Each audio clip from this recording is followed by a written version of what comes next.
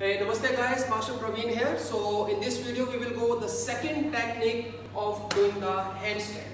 Last technique we did the bend legs and then jump. In this technique we will go with the legs straight and legs up. Watch it carefully. Come on, jump near to the plank and yes, relax and let them hold for a while. Give them spot. 2. Good, relax. Come back. Come on the 3. Yes, the same. Be with your student. Let them hold for a while. Relax. Same Highland. 2 times more. Come on, come on, come on, come on, come on, come on, come on. Just take.